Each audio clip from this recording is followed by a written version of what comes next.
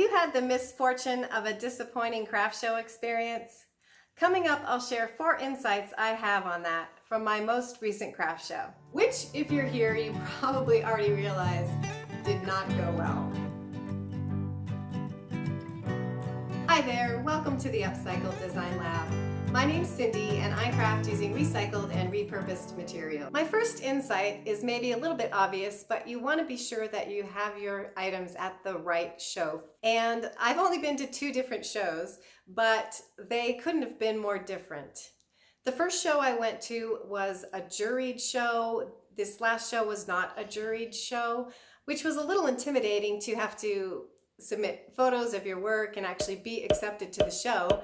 But as it turned out for me, it was a much better experience. I think hindsight is helpful, but of course you want to choose the right show before you go to the show. So one piece of advice that I would have is to really kind of study the name of the show that you're going to. So for instance, the 2 different shows that I attended were, one of them was called the Recycle Santa Fe Art Festival, and this most recent show was called Best of Spring Craft Bazaar. So I do think that there are little clues in those titles. Obviously, the recycle part of the Recycle Santa Fe show was right up my alley. I thought the craft moniker of the Spring Bazaar would also fit in my lane.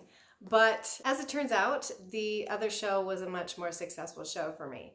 Now, in fairness to this craft bazaar, it was held in April, and the other show that I attended was held in November, which is obviously a Christmas shopping time, and so you would expect more sales at that show. But I think there are some other clues in the fact that the Santa Fe was an art festival versus a craft bazaar. I think those 2 phrases evoke different emotions and different feelings. You know, festivals are fun, and you think of music and you think of, I don't know, just sort of a fun experience, where a bazaar is not that it's not fun, but it's sort of more markety with a broad range of things, and maybe there's going to be a little haggling over prices, and also even where these 2 shows were held. The first one was held in Santa Fe, which isn't a huge city, but it was in the downtown area at the convention center, and this other show was held at the county fairgrounds, which just has a different feel to it. So think some of those things through. You may not make the right choice about things. You may assume one thing and the complete opposite happens. That sort of happened to me. I was very intimidated to go to the Recycle Art Festival because it was juried, because of the word art. You know, all of those things were sort of intimidating to me. They seemed a little too sophisticated and highbrow for me. But ironically, it turned out to be a much better experience than the craft bazaar. So those are just some things to think about. Like I said, you're not going to necessarily know exactly what's going to happen just based on the title of the show, but I do think there are some clues there to think about. My second insight is about the temptation to mark down your items if you're at a show where you're not selling a whole lot of product. And there is no right or wrong answer in my opinion, but I do feel like you want to kind of have thought that through going into the event. So for instance, this craft bazaar that I recently attended was a fairly slow start. A lot of us were kind of looking at each other and kind of going, gosh, have you sold anything? And it was slow for everyone there.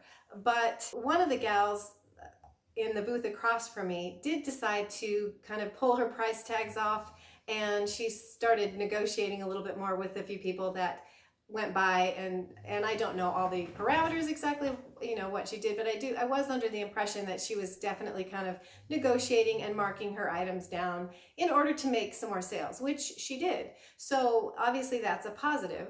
But if you haven't thought it through, it might not be worth it for you to actually do that. So my advice is just to think about that before you go in, because you're also going to think about your pricing in general. And for this show, I did mark down some of my stuff. I sold it for less than I did in Santa Fe. I already had it marked lower.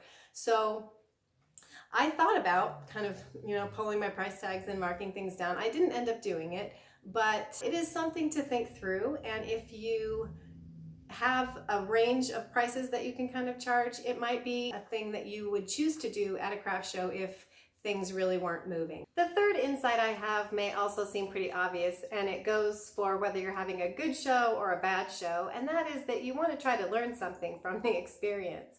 So, for instance, a couple of things that I observed at the show were that I had kind of set up my booth in a U-type shape, so people had to kind of cross over a threshold and walk in and kind of commit to being in my booth, so to speak. And I was kind of sitting off to the side, which I think was a little bit of a deterrent to them. Most of the people were just set up on that one table, and then they kind of sat behind or beside their table, kind of back, so that people could approach their items before they had to approach the human beings. So if I had to do it again, I would definitely totally change my setup for this show. You had to walk in and kind of thumb through them. I had a lot of jewelry that was in boxes that you kind of had to look through, and I thought that that would be sort of intriguing to people, but they really kind of wanted to walk down the aisles and just sort of glance, and you really kind of had to commit to coming in and looking at my stuff, which was not good for this show either. The gal across from me that I mentioned before had a really great setup for catching people's eye, and I would say that a good 80% of the people, most people at a craft show, I do this myself, walk down an aisle one time and you kind of turn your head side to side.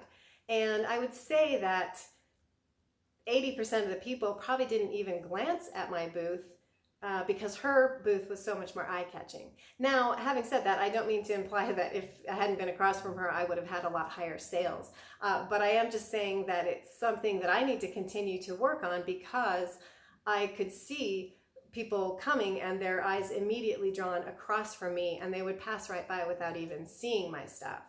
So this might go without saying, but try to be observant at the shows that you attend, see what's working for other people, make some notes afterwards or during the show, and just try to learn from every experience that you have. Do you like how there's no place for humans to sit in my house? For my last observation, I'm going to share with you exactly what I sold at this last craft show, which was nothing. So that was not fun. It's not fun to not sell things, and it's heartbreaking to not sell things. It's really, really hard not to take it personally. But my advice is just to take a little space and time to let yourself heal. Don't make any snap judgments about whether you'd ever do it again. Don't feel like it's total referendum on your stuff. And just take some time to let yourself process through some of those hurt feelings. Because if you're a creative person and you make things, no matter how business-minded you want to be, I think there is a personal aspect to having your stuff sort of feel like it's rejected, which is certainly how I felt at this last show. And so one of the things I did to let myself kind of heal was I just took the week off. I was supposed to put this video out last week, but I gave myself a week to get a little distance from the experience, and I can actually sort of find some humor in it now. And I certainly did learn a lot of things from it. So if you've had a really bad craft show experience, I hope this helps you to realize that you're not alone. I'm sure I'm not the first person it happened to, and I'm sure I won't be the last. And I just want to remind you that one bad show does not mean that you don't have good products or that they will never sell. And if you want a brighter picture of what a craft show can be like, check out my first craft show experience in the description box below. So thanks for spending your time with me today. I hope to see you back here soon in the lab for my next experiment. I'm just wondering if he's snoring. Can you hear his snoring? My second insight here is a slow show. I really should practice this stuff. It's not believing it's snoring.